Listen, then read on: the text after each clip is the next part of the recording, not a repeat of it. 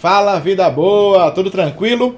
Você pegou aquele trânsito totalmente engarrafado e pensou assim, puxa, se eu estivesse no metrô, eu já estava no trabalho há pelo menos uns 10 minutos atrás.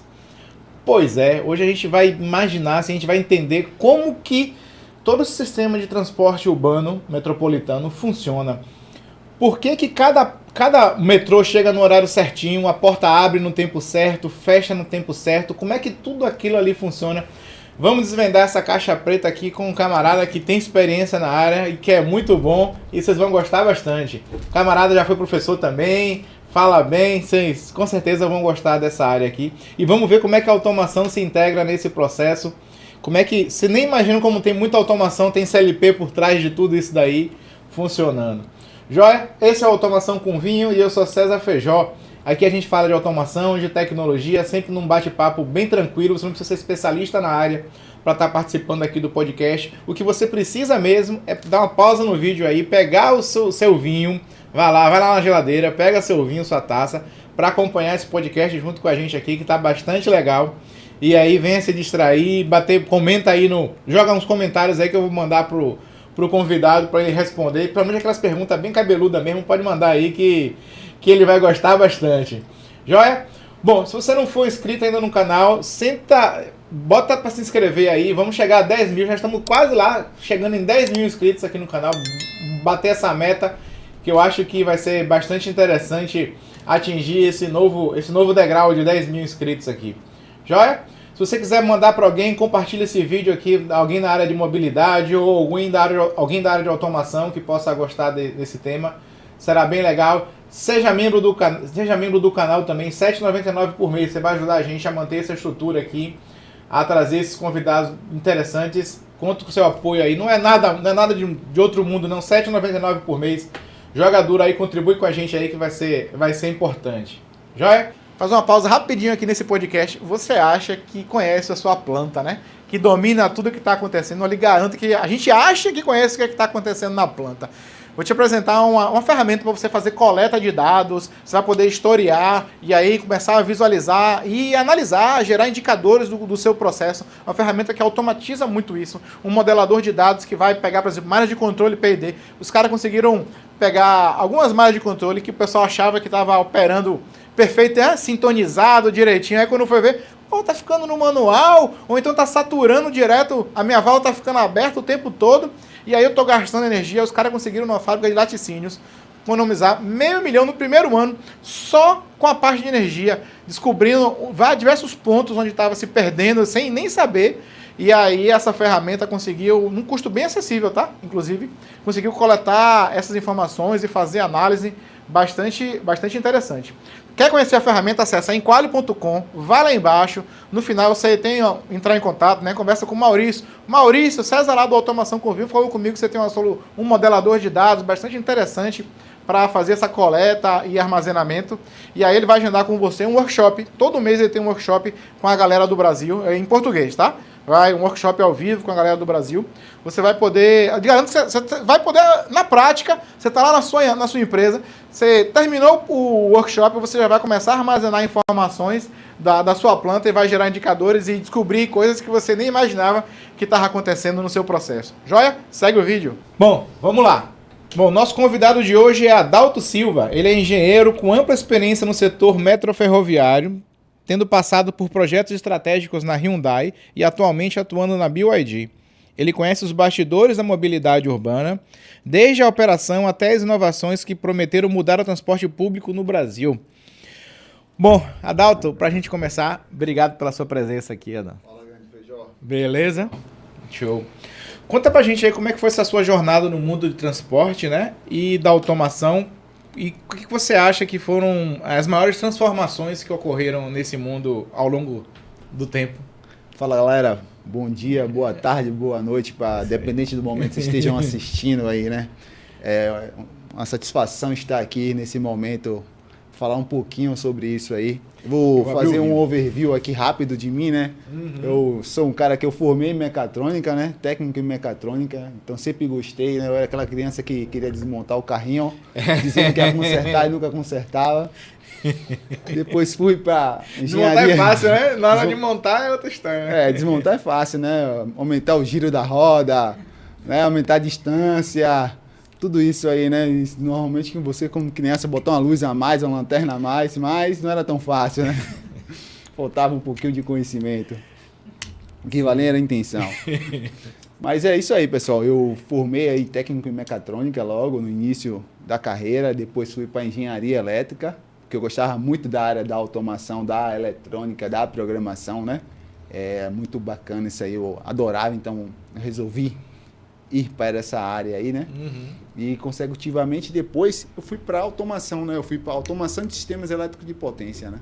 Eu fiz essa especialização na área de automação de sistemas elétricos de potência, mas pensando nisso tudo, Adalto, né? Como é que você chegou na mobilidade? Na mobilidade, né? Não era um cenário muito comum aqui, né? Pense que eu entrei aí no projeto no início de 2017, né? O metrô começou em 2014, mais ou menos assim, que ele começou a ter esse avanço, que foi para a Copa. A Copa. O Brasil como um todo, né? Muito metrô veio justamente isso, né? O objetivo era lá a Copa. Então ele começou, né, aquela operação assistida, aquela operação ali que está em momento de teste, né, o trem, né, então ele fica um trem só, em um sentido da via, e outro trem em outro sentido, não tem receita, né, você não paga por isso, né, os usuários na época devem se lembrar aí que tinha aquelas estações até a Lapa, Retiro até a Lapa, depois Pirajá até a Lapa, e não tinha cobrança, né, porque o trem estava ali em momento ainda de teste, né, e só depois que ele volta ele começa assim a ser comercial e cobrar. Mas vamos lá, né? Pensando na automação da coisa, né?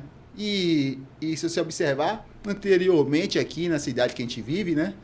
Salvador, qual é o outro trem que tinha? O trem do subúrbio, né? O trem do subúrbio é o trem que estava ali e ninguém se pensava em trabalhar.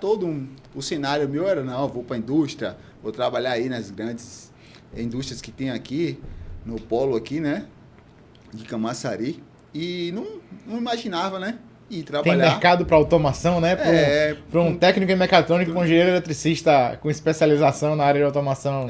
Nunca imaginei, né, não tinha noção dessa área. Eu sei que a área de ferrovia é muito grande em São Paulo, mas aqui não existia, né, e em um certo momento um amigo que a gente estudou juntos, ele falou, Dalton, tem uma vaga aqui, não quer vir trabalhar aqui? E aí eu descobri o universo que era o trem, né? Aí me apaixonei nessa área aí, né? Trabalhei por um longo período, mudei de projeto e continuo, de certo modo, na mobilidade, né? Mas contribuindo de outra forma. Com os veículos elétricos agora. Agora com veículos elétricos, né? Implantando aí essa fábrica da BioE. E o que é que tem de automação? Tem CLP lá dentro mesmo? Tem. Você tem todo um sistema. Pense que ali para o cara da área... É isso que você começa rapidinho. Vamos só brindar aqui. Vamos experimentar esse vinho aqui. Vamos lá. Joia, saúde. Saúde.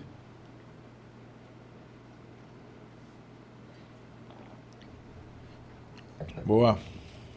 Mais leve. Agora ficou mais fácil, né? Agora eu tenho que me segurar para não contar demais os segredos. E aí, tem PLC lá dentro mesmo? Tem todo um sistema de controle. Assim, de certo modo, o PLC, em um dos projetos que a gente participou, era bem específico para uma função. Mas a automação e o controle do trem, ele é bem robusto. Você tem redundâncias de comunicação, de link de comunicação ali, justamente se falhar um, você tem outro. Você tem topologias ali em anel, em estrela ali para se comunicar, caso um equipamento falhe, o outro se comunique. É um sistema bem robusto, porque pense, estamos transportando gente ali, né? Então, você tem que ter uma segurança, tem um grau de proteção ali muito grande. Essa comunicação entre o trem e a central é feita via sem fio, é feita nas conexões? Não, toda essa comunicação é sem fio aí. Hoje, cada vez mais, você tem sistemas muito mais robustos, né? Que você faz todo o gerenciamento, controle, até mesmo se você perder parte do link, você continua ainda enxergando o trem, né? E mesmo que a central não enxergue todo o processo de operação ali. Você tem um operador, em alguns modelos aí você tem, independente, você tem um operador. Você vê aqui o sistema nosso aqui da CCR, né, o Metrô Bahia. Você tem um operador ali, mas todo o sistema é bem automatizado, né? O operador está ali por mais por questão de orientação, é uma operação mais segura, bater um botão de emergência. Ali ele não tem acelerador, freio... todo o sistema ali está automatizado, né? Tanto que quando tem qualquer problema na via, a gente consegue ver aí, o trem é o primeiro princípio que a empresa traz, né? Qualquer empresa que está produzindo um trem, a empresa que está operando, ela reduz velocidade justamente para manter seguro todos que estão ali, né? E quem está em volta também, né? Você falou de velocidade, o trem chega a que velocidade? Depende, metrô, né? Depende, né, de cada projeto, pessoal. Tem projetos aí que chega a seus 200, 300 km por hora, mas pensando aqui nesse projeto nosso, existe um cenário, né? O cenário projeto, o cenário real. O trem normalmente ele é todo dimensionado para 90 km por hora.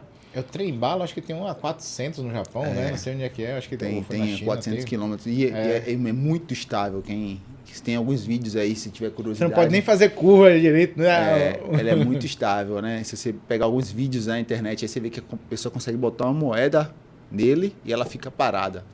Você vê o quanto ele é estável ali, aquela operação, né? Uhum. E aí, voltando lá para a questão da velocidade. Vamos pro lado urbano aqui, dentro da cidade. Voltando para a questão da velocidade, né? A título de curiosidade, o trem é projetado a 90 km por hora, mas a operação máxima ali é 80 km por hora. Vocês podem até, quem está aí, ou qualquer outro local do Brasil, né, que tem trem, se você tiver a possibilidade de rodar em paralelo, você vai ver que às vezes você vai estar no seu carro aqui a 80 km por hora, você vai ver que ele está do seu lado também 80 km por hora. Aí você tem noção de quanto ele é rápido, né? Porque às vezes você está ali dentro você não percebe essa velocidade.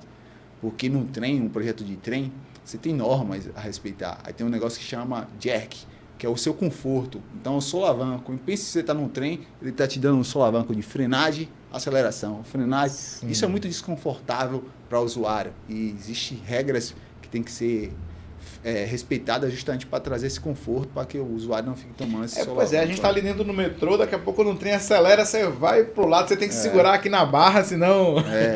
Ou então na hora da frenagem também. Porque assim, né, o trem são motores elétricos, né? Motor elétrico, qual é o conceito do motor elétrico? Você tem torque. Torque instantâneo. Instantâneo, né? O torque é imediato. Mas você pode controlar isso. Você controla isso como? Na indústria. Isso é um inversor de frequência que está fazendo isso. E no trem também tem um inversor de frequência? Tem sim, pessoal, um inversor de frequência. Normalmente, dependendo de quem for o fabricante, você tem um sistema que chama VVVF, controlador de tensão e controlador de frequência. Dessa forma, você consegue controlar a frequência e a tensão do giro dos motores que estão ali no trem, né? Justamente para dar essa rampa aí de aceleração e frenagem, né? Porque a frenagem no trem também é como na indústria, você tem uma frenagem, você pode ter uma frenagem magnética, como você também pode ter uma frenagem mecânica, né? Então, se você tem uma frenagem magnética, você pode fazer o quê?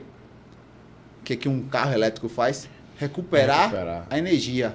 Sim. E essa energia num trem é como? Você pega essa energia, recupera e joga ali naquele sistema de catenária.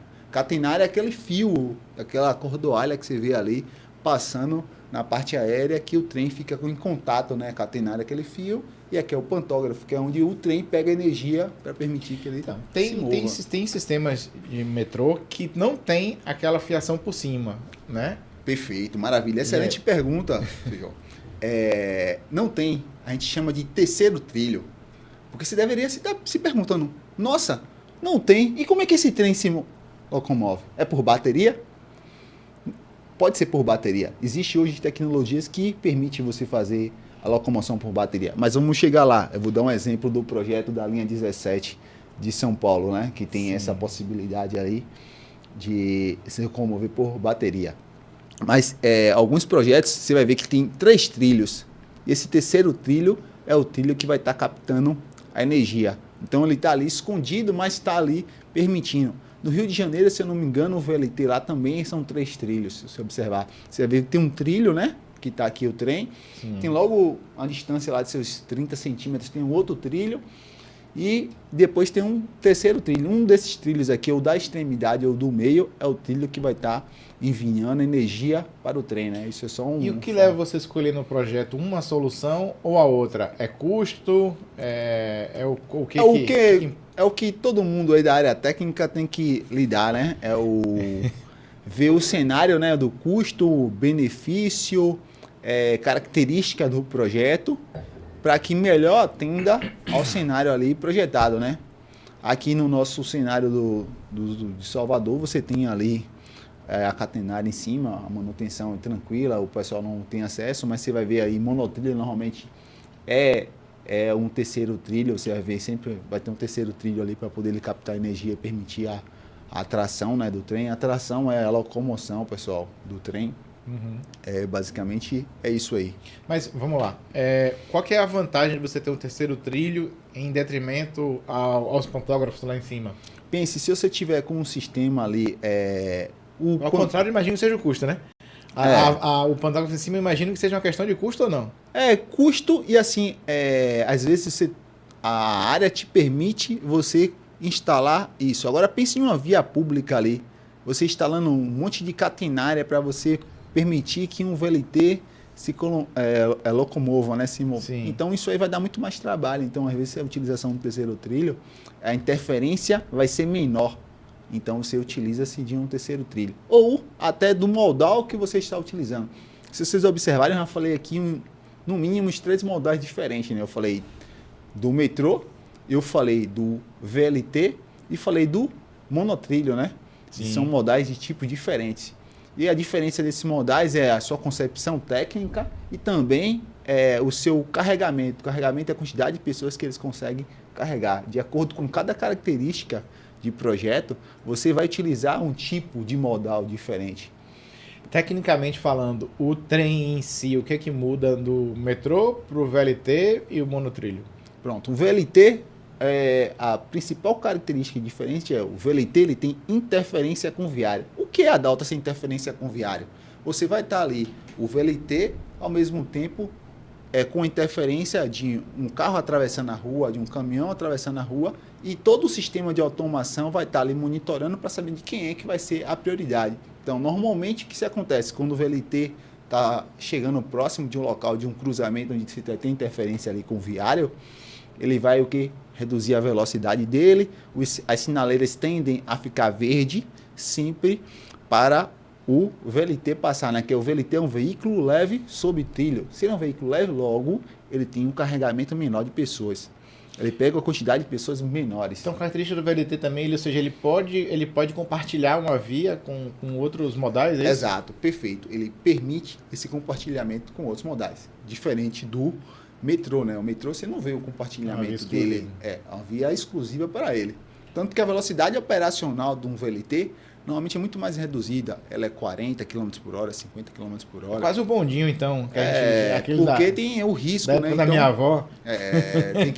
Tem que avaliar. Mas se você observar e pegar seu carro e ver a velocidade média lá do seu carro, que você está utilizando há algum tempo, não é alta também não. Se você falar, eu fiz uma viagem com velocidade média de 80 km por hora, você viu que você andou muito bem. Com certeza você então, andou não muito se assuste, bem e acelerou muito acima além da velocidade permitida na via. Então não se assuste quando você vê 40 km, vai ser lento. Não, não é lento.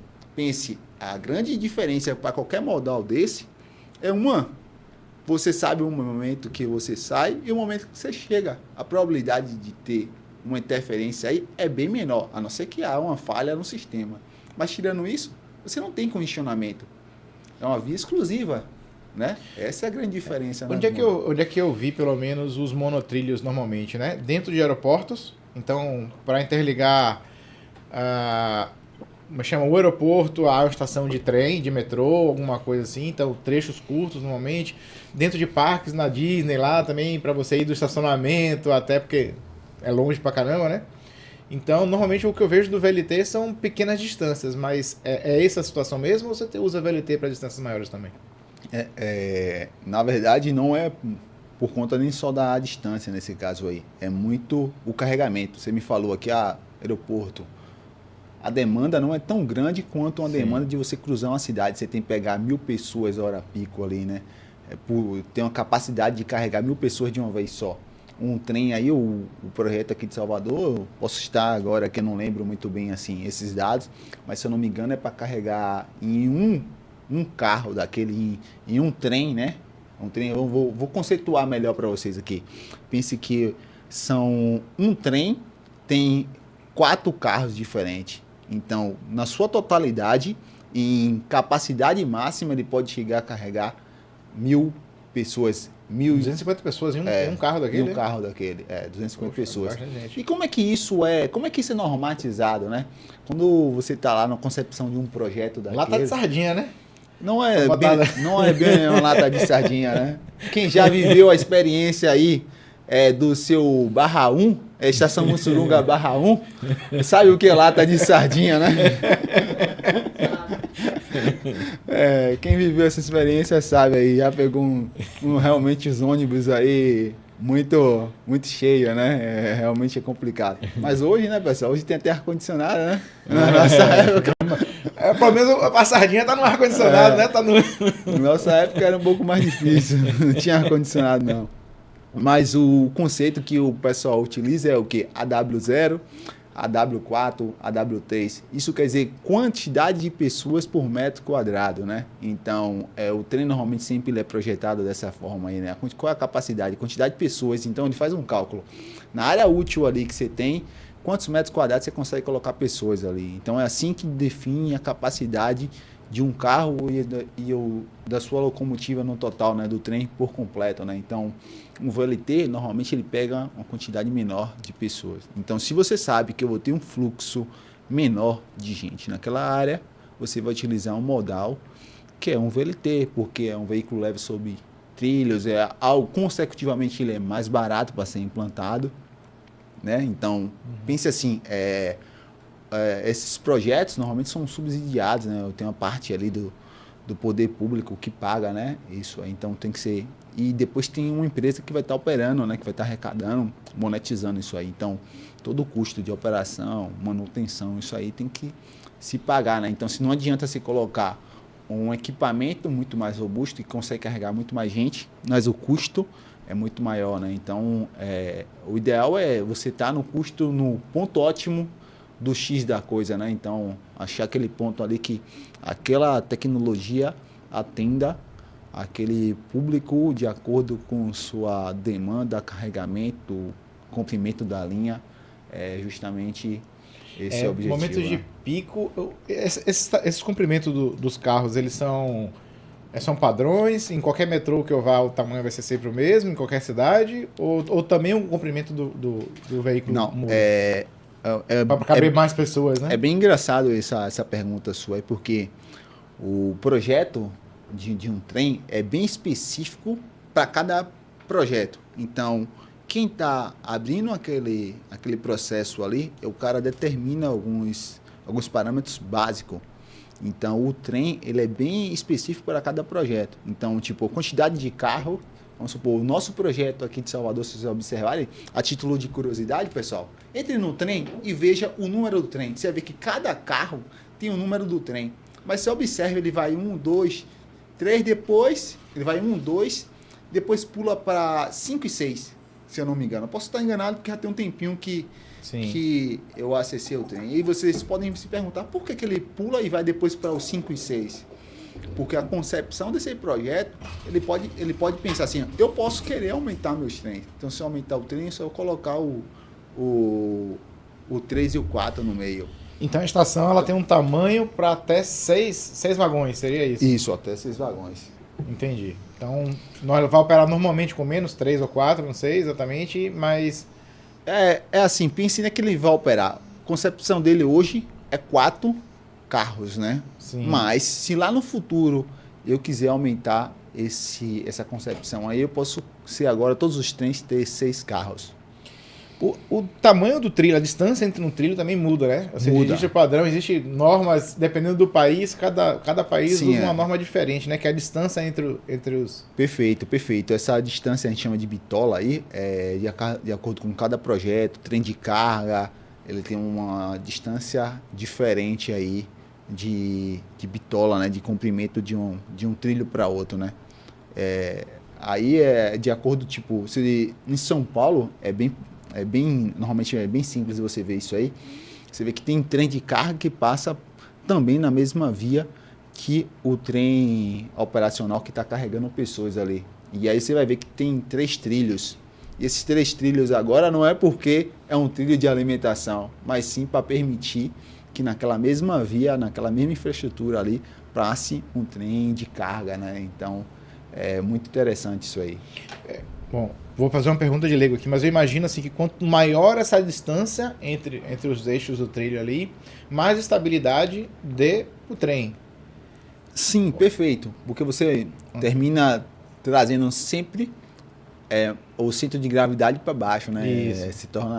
Você termina tendo mais estabilidade. Mas observe, pessoal, você pensando em estabilidade aí, voltando aquilo lá para conforto, o trem ele tem sistemas de amortecimento que a gente chama sistema primário e secundário.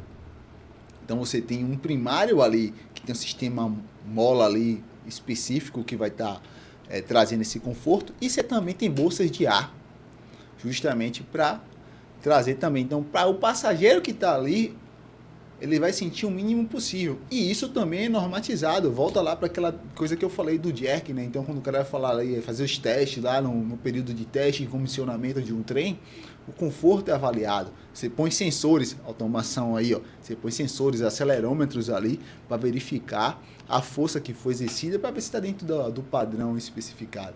Senão você vai ter que configurar ali, alterar os parâmetros do trem para que atenda ao requisito ali conforme a norma, né? E como é que a automação consegue garantir que um trem não acerte o outro e que mantenha a distância certinha e que o cronômetro que está ali na estação, daqui a 1 minuto e 37 segundos vai chegar um trem novo? Como é que a automação consegue garantir isso? É uma excelente pergunta em relação a isso aí. É muito interessante. Porque todo o sistema aí ferroviário, você tem uma área que chama de sinalização. A sinalização, você tem balizas, você tem sensores ali em toda a via, porque cada trem ali ele tem um endereço.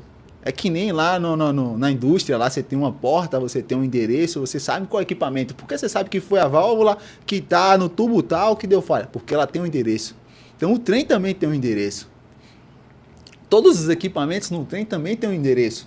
Porque se der falha, você vai saber. Então, ele sabe que naquele trecho, porque pensa assim, que a via está sendo seccionada de forma digital, né? Você não vê, mas de forma digital, a via é toda seccionada. Então, você fala assim, que o trem 10 está no trecho 30. Então, ele sabe que nenhum outro trem pode estar no trecho 30 de forma assim, mais natural possível, naquele momento. Então ele vai blocando. Então, já que o trem 10 se locomoveu, agora ele tá no trecho 31, sim, eu permito que o trem que está atrás venha para o trecho 30. Então isso dá um grau de proteção muito grande para o usuário. E aí, por que você sabe? Aí você me fez a pergunta, Dalton, mas por que você sabe que o trem vai chegar daqui a 1 minuto? Velocidade é espaço sobre tempo. Beleza? O comprimento da via dizia meu professor de física. É fixo. O comprimento da via é fixo. Ele não muda. Então, qual é a variável agora aqui? A velocidade. Então, se eu quero que ele chegue em 1 minuto lá, automaticamente o trem vai colocar uma velocidade de acordo com as características da via, que ele sabe, inclinação, ângulo, para que ele chegue a 1 minuto. E se ele tiver um pouco antecipado, algumas pessoas já devem ter passado por isso, já observou que às vezes o trem está próximo da plataforma e ele ele reduz a velocidade. Ele está chegando ali, faltando uns 100 metros para chegar na plataforma, ele vai lá e para. Ele reduz um pouco mais, porque ele está respeitando um tempo, porque às vezes está um trem acabando de sair, ou está um trem lá no fim da plataforma fazendo manobra. E ele reduz a velocidade para garantir segurança e o tempo de acordo com o carrossel, né? O conceito do carrossel justamente é o loop que o trem faz na via. Mas vamos lá, você falou que então você tem setores, não é isso? Setor 1, 2, 3. Esse cara de setor, esse tamanho, esse comprimento é fixo, é variável? Como é que você determina? Não, isso é variável de acordo com a via lá e o sistema que você está utilizando, né? O trem, assim, o conceito de ferrovia você tem, chama de GROA 4, GROA 3, que é a especificação de quanto é automatizado o sistema. Quanto mais for automatizado, quanto mais for seguro, mais próximo essa distância é reduzida. O que eu quero dizer? Quero dizer que a distância lá, o trecho 30, antes tinha um comprimento de 500 metros de proteção para garantir. Diante da quantidade de automação que tinha ali, ele agora foi reduzido para 250. Então, eu fui seccionado. Então, o que isso vai gerar para mim? Não quer dizer que a distância de um trem A para o trem B, que antes era 500 metros mais 500 metros, agora é o quê? 250 mais 250. E qual é o impacto disso para você, usuário? Quer dizer que eu consigo reduzir o intervalo entre um tempo de um trem e outro. E quando é que isso acontece? No horário de pico. Se eu tenho muita demanda, se vocês observarem, eu tenho muito mais trens rodando na via. Justamente para reduzir o horário de pico, né? Tirar aquela quantidade de pessoas que estão dentro da plataforma o quanto antes, porque tem mais gente chegando. Pense assim, são pessoas chegando na plataforma, trem passando, pegando essas pessoas e levando para o próximo ponto, já vem o próximo trem, porque mais pessoas estão chegando. E assim, tudo isso aí é calculado, dimensionado, com base em estudos. E hoje, com toda essa tecnologia, você sabe qual é o carregamento. Será que naquela hora ali o trem estava... Qual era o carregamento? Tinha quantas pessoas estimado? Lembra que eu falei? O trem não tem bolsas de ar? Quanto mais pessoas vão entrando no trem, maior o peso. O que acontece? Maior a pressão. Logo, eu sei o quê? A carga que ele está levando. E eu consigo estimar quantas pessoas tem, porque a norma diz qual é o peso estimado das pessoas. Então você fala, eu estou com tal carregamento, então provavelmente eu tirei X pessoas. E como é que eu fecho esse ciclo aqui? Eu sei quantas pessoas saíram na catraca na próxima estação. Eu sei quantas pessoas entraram na catraca na estação. Então eu fecho o quê? O loop, a malha, é a automação, né? Então você descobre assim, tem lá um sensorzinho, seu vagão tá cheio, ele sabe, né, se o vagão do lado tá mais cheio, mais vazio, você pega a pressão no sistema das bolsas de ar, né? E aí eu sei justamente qual é a carga que tá. E qual é o impacto? E direciona as pessoas pro próximo vagão. O bom disso aí que você, para o usuário, você sabe qual o vagão que você vai estar se direcionando, ou seja, para o carro que você vai, né? Para o carro 1, 2, ou 5 ou 6, né? Qual o carro que você está indo ali. Qual o carro mais vazio, né? Normalmente você vai querer o carro que está mais vazio. Consecutivamente também isso influencia na taxa de frenagem do trem. Porque de acordo com a carga que está no trem, você influencia a frenagem do trem. Se ele vai frenar antes, se ele vai frear depois, né? Então tudo isso aí é um ciclo fechado, né? Tem um videozinho que você mandou pra gente aí, como é que... Coloca aí o vídeo, como é que funciona o trem, né? Como é que... Isso é do canal lá, né? How does Electric Locomotive Work? É um canal aí que ele explica o funcionamento de bastante coisa, mas a princípio, deixa só uma pausa aí. O que eu quero trazer para você, que eu falei alguns termos técnicos aqui, só para ficar mais claro, catenária é esse cabo que está aqui, pantógrafo é esse... Catenária vem da veia, da nossa veia catenária. Aí você vê aqui essa haste aqui conectada na catenária, é o chamado pantógrafo. E aqui é a locomotiva, o trem em si, as rodas. Então a energia, de certo modo, de forma mais simplificada, é o polo positivo, circula, mas por onde é que sai essa energia? Onde é que ela encontra o terra, o neutro? São as rodas, né? Então as rodas ali, você tem escovas, que é justamente para conectar ela ao terra, da via ao neutro e fechar. Então não é a roda que conecta, que faz o contato elétrico. Você tem outra escova ainda que vai... Não, no caso do trem é a roda. Aí você pode me perguntar, mas Adalto, vou pegar você no pulo do gato. Porque, pensando aí, aluno, né, que gosta de testar o professor.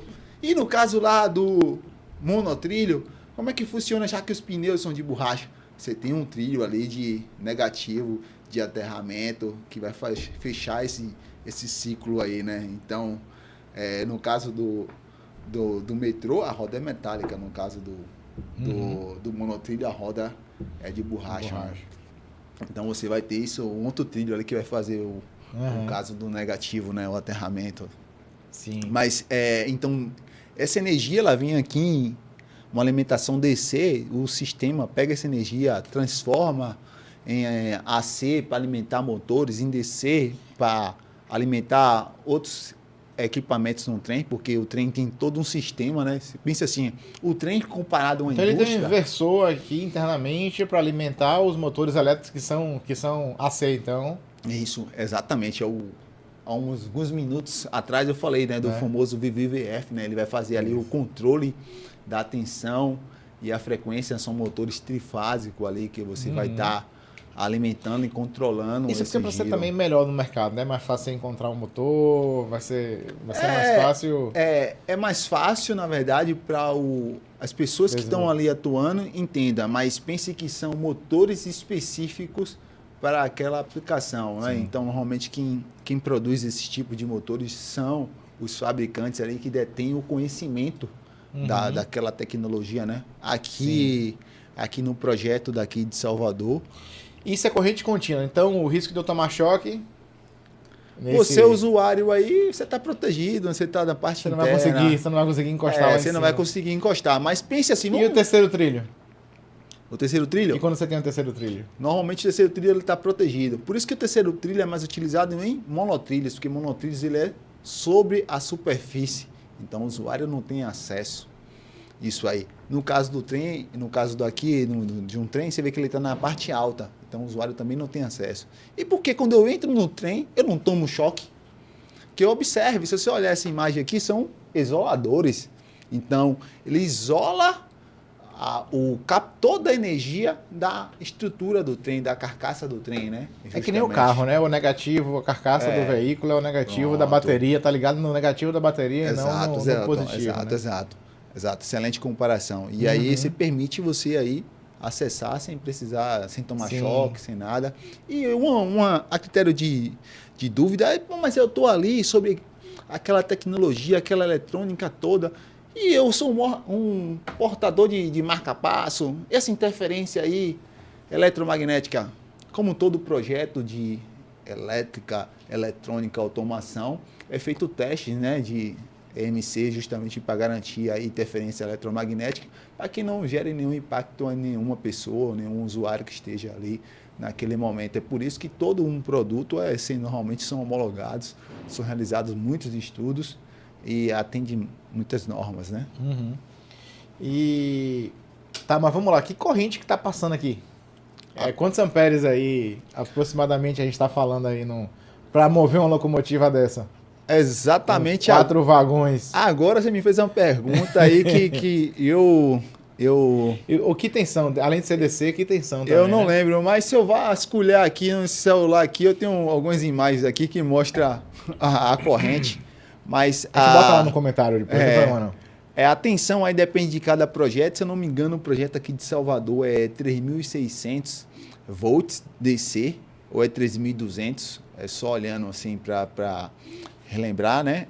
Então a corrente não é tão alta assim, né? Quando starta em média tensão, então... Essa é a diferença, né? Você aumentou a tensão aí, você vai ter uma corrente um pouco menor. Mas pense que é uma carga grande, é um equipamento que tem um consumo energético muito bom, grande, mas também tem tecnologia. Pense que toda vez que um trem está freando, ele injeta, ele está regenerando, né? Ele tem uma energia regenerativa, que ele injeta essa energia na rede. E aí um outro trem que está acelerando, ele pode utilizar. Mas você também é curioso, César, você vai me perguntar, pelo seu rosto eu sei que você vai me perguntar, e se o outro trem não estiver freando também, o que vai acontecer? Então, vai ter sobra de energia aí, a gente vai ter um problema? Não.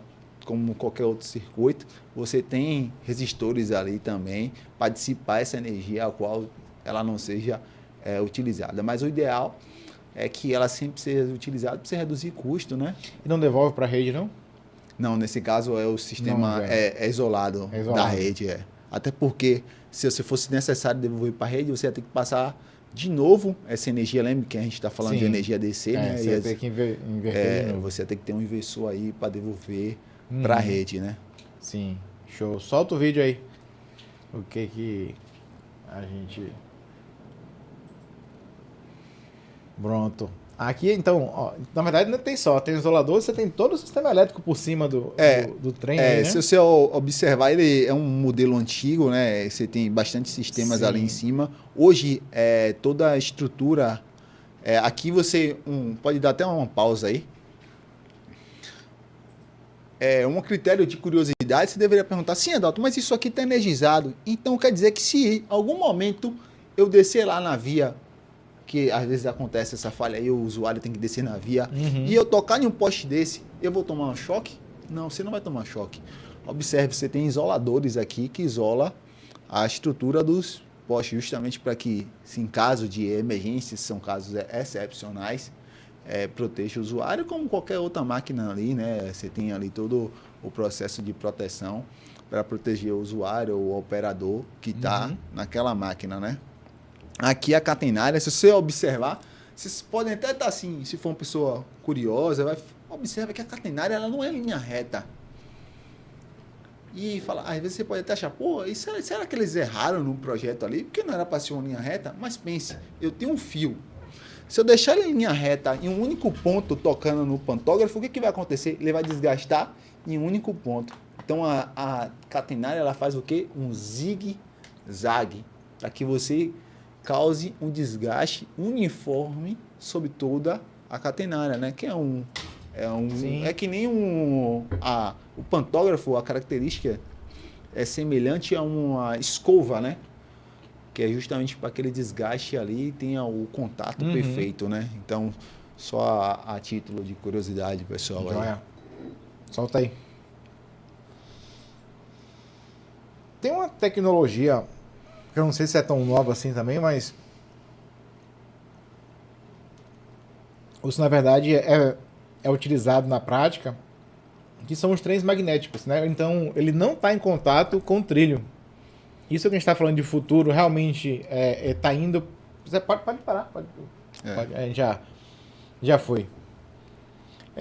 Então, essa solução magnética onde o trem não está em contato para reduzir o atrito, né, entre o trilho e o trem, isso é algo que a gente vai ver no futuro ou não? Sim, como toda tecnologia, né? Se a gente observar um tempo atrás e trazendo agora para a mobilidade urbana em relação a carros elétricos, mais ou menos 3 anos atrás, 4 anos atrás, a gente vê o custo de um carro elétrico, a eficiência de um carro elétrico, né? Era muito menor, muito caro, né? Se via se falar assim de carros da marca aí, por exemplo, acho que o que me vem na memória agora é um Kwid, né? Eu lembro que um Kwid custava em média uns 200 mil reais, né? Um carro popular que custava seus 40, 50 mil, mas elétrico ele custava seus 150, 200 mil reais, eram 3, 4 vezes mais caro, né?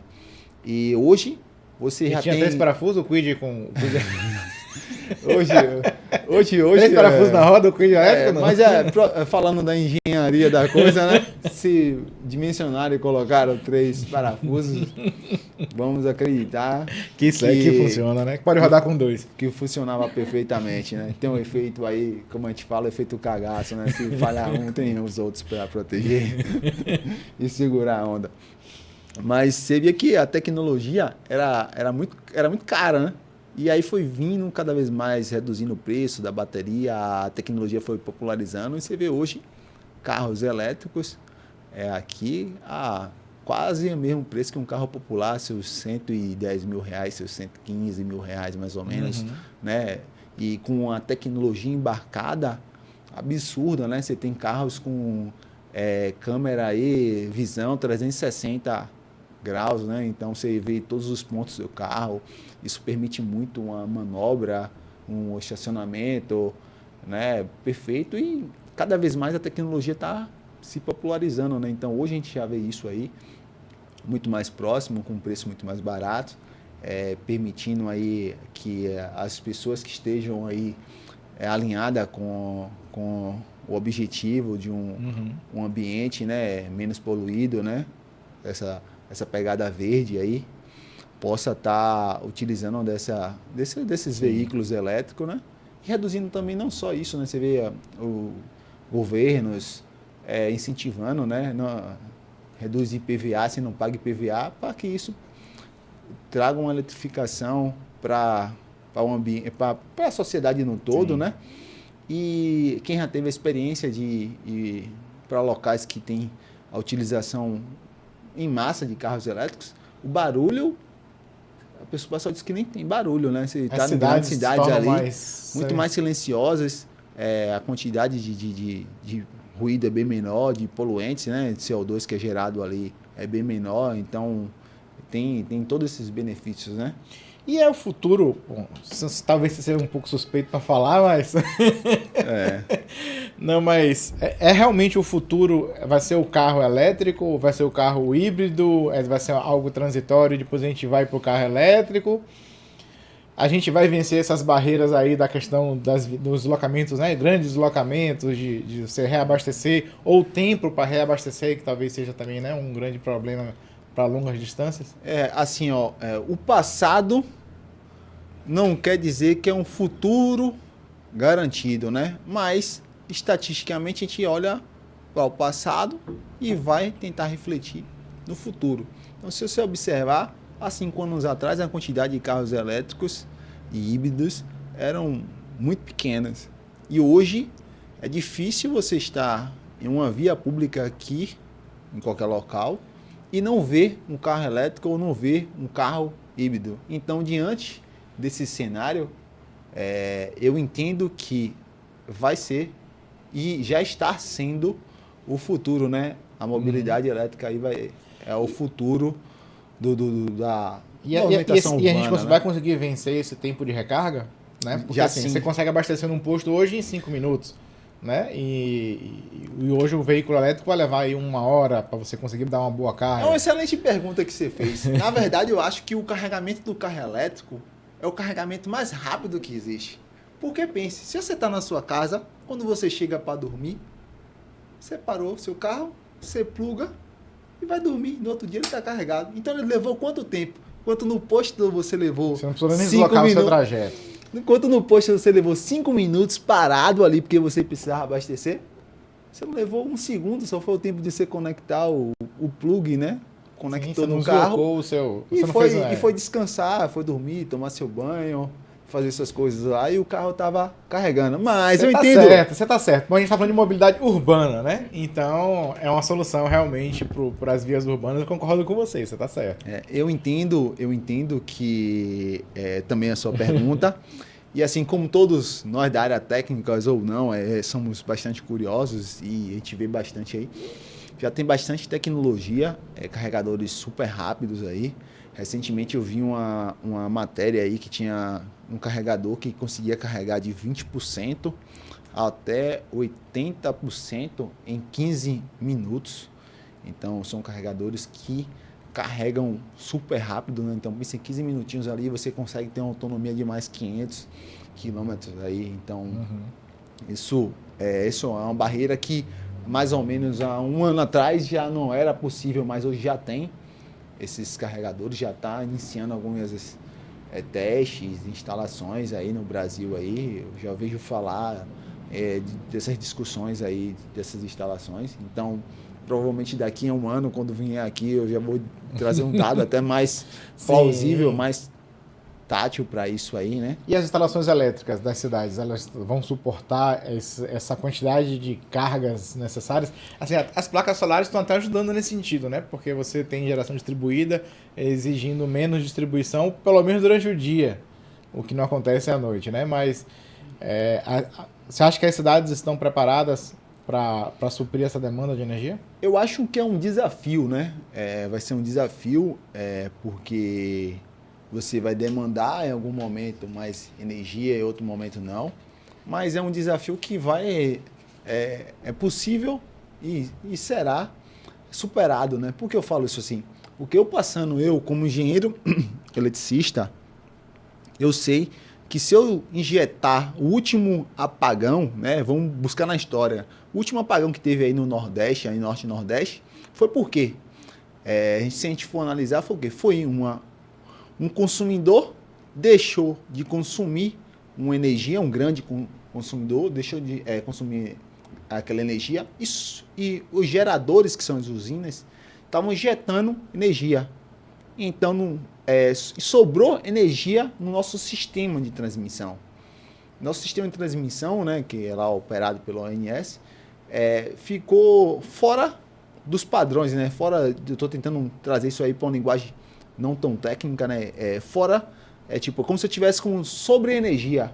Isso fez gerou com que... sobreatenção na rede e os relés atuaram por justamente isso. né? Teve energia de sobra na rede. E aí, por questão de proteção, a rede começou a sair. Cada subestações aí começou a sair porque, opa, tem alguma coisa errada. Sai uma, sai duas. E aí gerou todo um blackout, esse apagão aí na época. Então, eu fiquei preso no posto de combustível nesse dia aí. Eu não pude, o meu carro estava na reserva, fui deixar o carro chegar na reserva. E aí o que aconteceu? Eu fiquei preso no posto. O posto não tinha energia e eu não pude sair de lá. Complicado. Imagino a situação, né? Ninguém conseguia entender o que estava acontecendo, né? Então, sim, da mesma forma, nosso sistema, né? Então, quando você tem muita geração, né? Ali você também pode gerar isso aí, né? Essa sobra de energia aí. Então, é uma questão que já ocorreu. Então, normalmente a gente estuda e a gente protege o sistema, aplica tecnologias, né? Aplica as proteções, controles ali, para que numa próxima vez que tem algo semelhante com isso, você tenha um outro comportamento, né? Então, pensando nisso aí no cenário aí, todo projeto elétrico é dimensionado para ter uma sobra, né? Até um projeto, trazer para um quadro elétrico, né? Normalmente você projetou um quadro elétrico, mas você projetou ali um reserva. Então, o sistema no todo, ele é projetado sempre para ter uma reserva. Agora, o quanto é de reserva, essa é a problemática, né? Então, se eu tiver uma demanda acima do que se foi pensado, vai se gerar assim um colapso, mas tem muitas pessoas aí com conhecimento no mercado aí que vem trabalhando para isso, né? Você só observar os lançamentos hoje aí, os grandes lançamentos de imobiliários, já vem com essa predisposição de você colocar o seu carregador. Então, não é nada difícil, né? Para os novos empreendimentos, sim, né? Romper agora para os empreendimentos que estão aí já construídos, né? Então, o legado todo que existe aí, né? Mas sim, né? Antigamente ninguém tinha celular e hoje todo mundo tem celular. Por que não?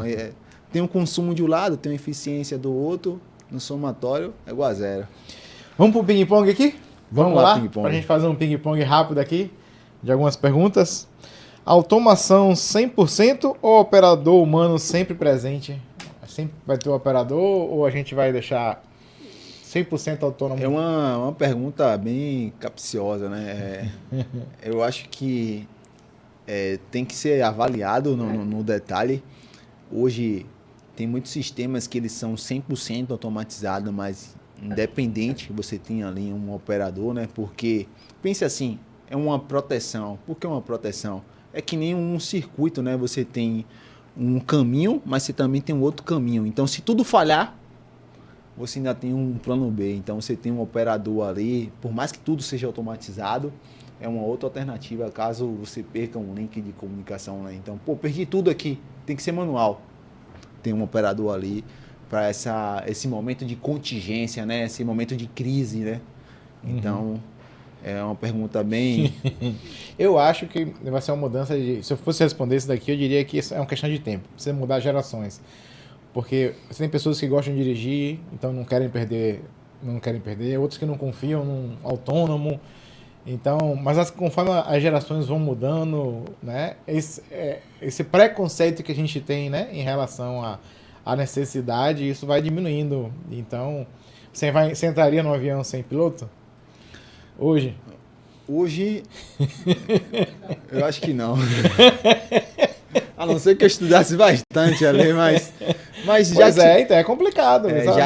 Vai ter que mudar muitas gerações aí. Já que você fez uma pergunta, você respondeu, me lembrou um fato aqui que eu já vivenciei, né? Eu tinha um carro que não tinha uma certa tecnologia e hoje eu tenho outro carro que tem um pouco mais de tecnologia. E eu vivi uma situação na estrada que uma pessoa simplesmente, para não pagar pedágio, cortou a via na contramão e no momento que eu dei conta, o carro já tinha percebido, já tinha aplicado o freio de emergência, né? Porque ele tem aquele sistema de câmeras que faz frenagem de emergência. E eu vi o quanto a tecnologia naquele momento me ajudou. Porque eu atuei depois dela. Eu tomei aquele susto. Depois do susto, é porque ele dá uma travada segura. Dá uma travada segura. Por quê? Isso aí é tecnologia, isso aí é norma. O tempo de resposta, o ser humano tem um tempo de resposta. E esse tempo de resposta do ser humano de uma máquina é diferente. É o tempo de varredura do ciclo de um CLP, por exemplo, né? Se você não estiver rodando em paralelo algo ali, né? Seus núcleos. Então, eu estou trazendo isso aí para o nosso mundo, né? Então... Qual foi a falha mais absurda que você já presenciou no sistema de transporte? Assim, é uma falha, normalmente, uma falha técnica eu nunca presenciei, eu já vi algumas falhas mais humanas da coisa, né? É o cuidado das vezes a gente tem, e eu sempre falo isso quando eu tô com o meu time ali, assim, independente da velocidade que a gente quer terminar uma coisa, segurança é em primeiro lugar, né? Então, às vezes, a gente quer fazer algo mais rápido e a gente termina burlando alguns processos, né? Então, na indústria, num sistema de um trem, você tem intertravamentos justamente para evitar isso aí, né? Mas, como todo operador, como todo usuário, existe possibilidade de você burlar o sistema, né? Você aprende, né? Quando você está ali utilizando aquele sistema o tempo todo, você aprende que existe alternativas, né? Então, eu vi essas falhas nesse momento aconteceu um acidente, né? Ou quase acidente, você fala, opa! E aí você fica alerta justamente para que isso não volte a acontecer, né? Então, mas experiência é tudo, experiência, análise de risco aí, véio, ajuda bastante. Qual é um erro comum que não deveria acontecer no transporte público? Uma boa pergunta. Agora, assim, transporte público na sua totalidade é tudo, né? É ônibus, às vezes, assim, num cenário de... O que tem os erros mais comuns que as cidades cometem, né? Eu sei que, assim, o crescimento desordenado é algo que acaba impactando na questão de transporte, né? Então, mas não é um erro da cidade em si, talvez... É justamente isso, né? O crescimento desordenado, muita gente, demanda, então, às vezes, gera aquele desconforto, né? Mas se observa nos últimos tempos agora, aí, se a gente estiver observando, você vê aí a obra do VLT aí, de Salvador a todo vapor, aí você já vê que existe a ideia de ter bondes para conectar a cidade, tudo isso aí são obras de mobilidade urbana, né? Que vai trazer um conforto melhor, um tempo de retorno à casa menor, um tempo de ida ao trabalho menor, para que a população, na sua totalidade, esteja mais confortável, chegue mais rápido, né? No geral, é trazer o conforto, né? Para todos, né? Então, o que nunca pode faltar na automação de um metrô? Assim, não só na automação do metrô, como qualquer outro projeto que você esteja fazendo, avalie muito bem, né? O risco da coisa, faça o estudo, extrapole todas as possibilidades, faça o brainstorming para que aquilo ao qual você está trabalhando, você está projetando, não seja somente você está fazendo, mas sim pense no caso de um metrô ou um VLT ou algo do tipo, você está levando vidas. Aquela vida naquele momento pode ser um familiar seu que está ali, então faça todos os testes, comissione e dê o melhor para a população, né? Que é o que hoje a gente vê aí. No geral, o conforto é muito grande, a segurança é muito grande. Eu desconheço acidentes. Quando você vê que tem acidentes, foi alguma coisa específica ali que, por algum motivo, aconteceu, não, mas muito por uma falha, né? Acidente no metrô é algo realmente muito assim, exceto alguém caiu na pista, no trilho, etc., ficou no meio ali entre né, alguma coisa assim que está muito ligado ao fator humano, né? Normalmente. Perfeito. Eu não vejo histórico de que um trem acertou o outro, de que, né, descarrilhou e provocou um tombamento e as pessoas se feriram. Já que você falou isso aí, é um mundo de informação. Supor, o trem tem placas, ele tem sistema de anti-descarrilhamento. Quando ele detecta alguma coisa do tipo que ele vá descarrilhar, ele aplica frenagem, aceleração para que mantenha ele na linha, né? Então, Até isso aí que a gente não comentou, no momento que você falou agora, aí eu lembrei. Você vê que tem uma tecnologia, um controle muito grande daquele equipamento. Pense que se uma roda gira em uma velocidade diferente, ele sabe. Então, quer dizer que aquela roda está patinando. Então, opa, sobe aquela falha e tem que se analisar por que aconteceu aquilo. É um problema na roda, é um problema no eixo, é um problema... O que está acontecendo ali? Tudo isso é uma segurança, né? Então, às vezes, você tá num trem, você não entende porque um trem foi recolhido. Ele foi recolhido, às vezes, porque surgiu alguma falha ali. Precisa ser analisado se ele pode voltar de imediato para a operação ou se precisa se analisar com mais cautela, né? Tem criticidade de nível de falha, né? Trem não tem ABS, né? Que é a frenagem elétrica, né? Como é que funciona essa frenagem aí? Na sei verdade, que você comentou um pouquinho na questão da regenerativa, né? Mas como é que funciona essa frenagem aí? É que não seja um ABS pastilha, da coisa, né? Ele tem pastilha de freio, sim. Ele tem uma frenagem elétrica, tipo assim, se você acionar o trem, ele tem nível de freios, né? Então, vamos considerar assim, você aplicou um B5, um freio máximo no trem. Então, nesse caso aí, ele vai utilizar dois freios. O freio magnético, que é o motor, e vai também usar as pastilhas de freio. E como eu falei, ele detecta se a roda travou. Então, ele tenta ao máximo ali suavizar, porque tem que ser confortável para o usuário. Porque se a roda travar, pessoal, pense, a roda ela é de quê? Ela é de ferro, né? Então, se eu travar a roda no trilho, ela vai desgastar. Então, ela vai deixar de ser cilíndrica, né? E se ela deixar de ser cilíndrica, você vai andar no trem dando solavancos. Então, tem todo esse sistema, né? Mas... E existe balanceamento de roda de trem? Sim, existe sim um balanceamento da roda do trem, né? Não é que ele balanceia a roda, mas ele verifica se ela tem um termo que é comum utilizar, se está com calo na roda, né? Então, se tiver um calo, você vai fazer um passe lá, uma usinagem da roda, para uma concepção de desenho exato da roda, para que fique confortável e deixe de ter essas características, né? Mas com o desgaste natural da roda, ela vai acabar diminuindo o diâmetro, né? Ele tá falando de milímetro ali, né? Perfeito.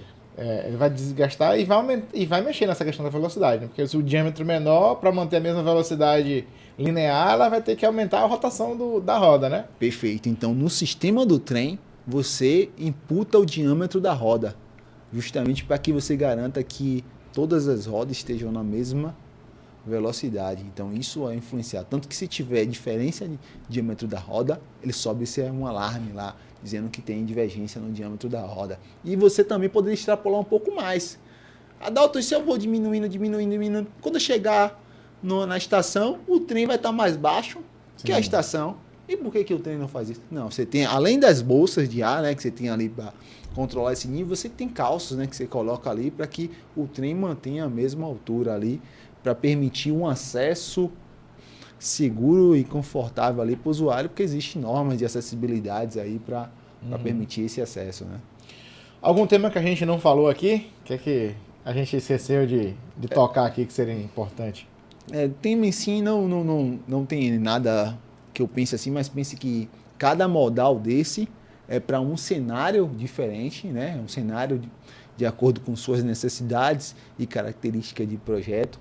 E que, assim, hoje é uma área bem específica, mas uma área que é muito vasta de conhecimento. Você tem de elétrica, eletrônica, automação, programação, você tem todas as áreas naquele equipamento.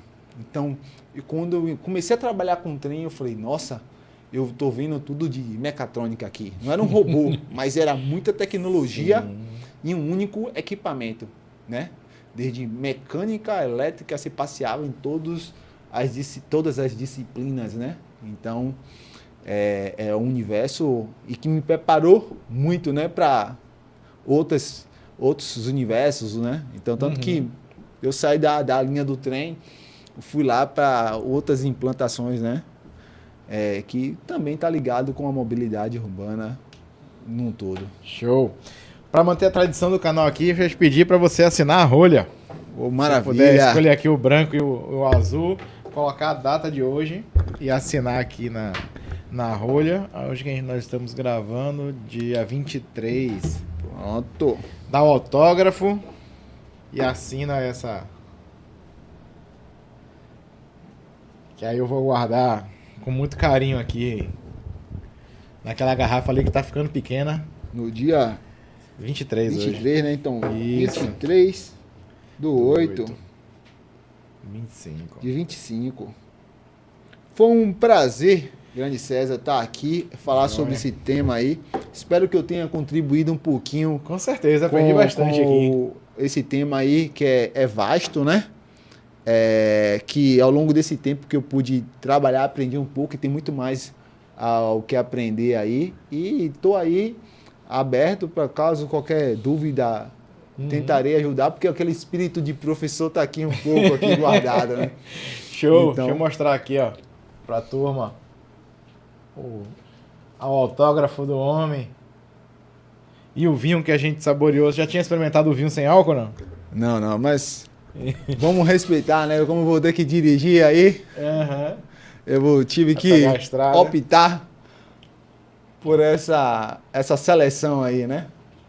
E olha o rótulo, né? Não deixa de ser ligado à mobilidade. Apesar que tinha um outro vinho aqui que tinha um bondinho que seria perfeito para o nosso tema, só que ele não era sem álcool, né? Então, não foi dessa vez. Não foi. Mas obrigado aí pelo convite, fiquei muito feliz. Espero vir outras vezes aí. Obrigado, Adalto. Show de bola mesmo. Maravilha. Valeu. Pessoal, você que ficou até aqui, senta o dedão nesse like aí, compartilha esse vídeo para poder atingir mais pessoas. E se você tiver um tema interessante, quiser apresentar aqui no podcast, entre em contato com a gente no automaçãocomvinho@gmail, ou então vai lá no Instagram, segue a gente, Automação com Vinho também, que lá a gente sempre posta uns making off aqui, umas fotos do podcast, bastante interessante. Joia? Obrigado. Valeu.